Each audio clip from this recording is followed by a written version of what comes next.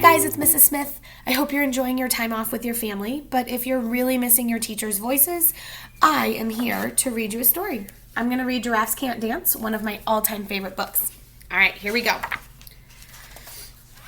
Gerald was a tall giraffe whose neck was long and slim, but his knees were awfully crooked, and his legs were rather thin.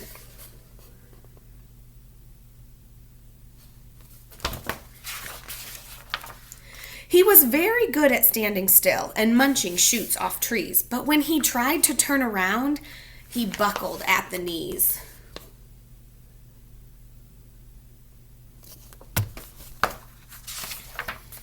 Now, every year in Africa, they hold the jungle dance, where every single animal turns up to skip and prance.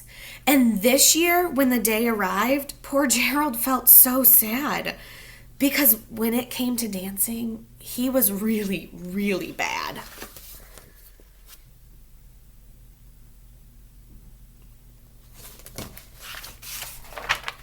The warthogs started waltzing, and the rhinos rock and rolled. The lions danced a tango that was elegant yet bold.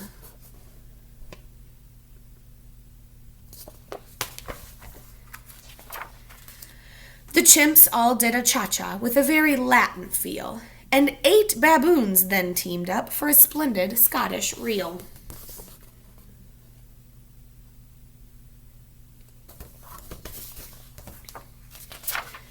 Gerald swallowed bravely as he walked toward the floor, but the lions saw him coming, and they soon began to roar.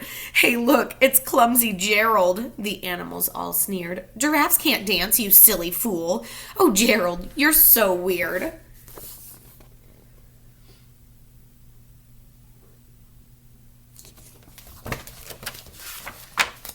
Gerald simply froze. He was rooted to his spot. "They're right," he thought. "I'm useless. Ugh, I'm such a clot." So he crept off from the dance floor, and he started walking home. He'd never felt so sad before.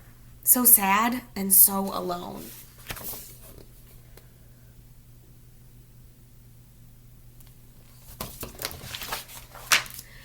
Then he found a little clearing, and he looked up at the sky.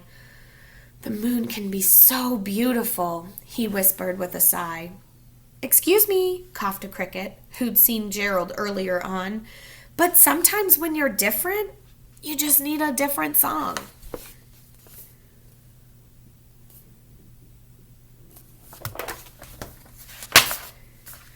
Listen to the swaying grass and listen to the trees. To me, the sweetest music is those branches in the breeze. So imagine that the lovely moon is playing just for you. Everything makes music if you really want it to.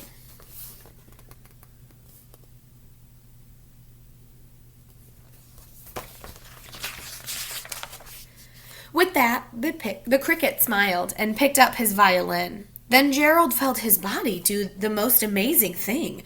His hooves had started shuffling, making circles on the ground. His neck was gently swaying, and his tail was swishing around.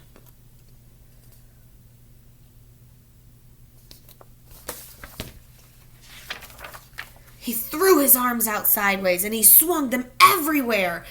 Then he did a backward somersault and leapt up in the air.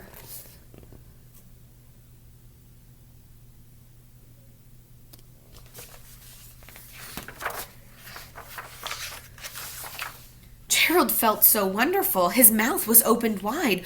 I'm dancing. Yes, I'm dancing. I am dancing," Gerald cried.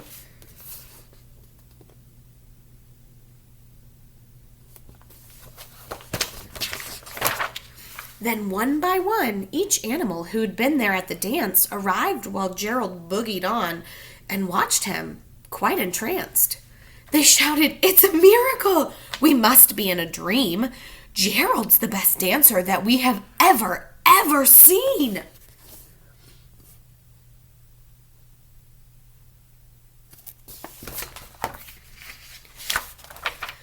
"How did you learn to dance like that? Please, Gerald, tell us how." But Gerald simply twirled around and finished with a bow.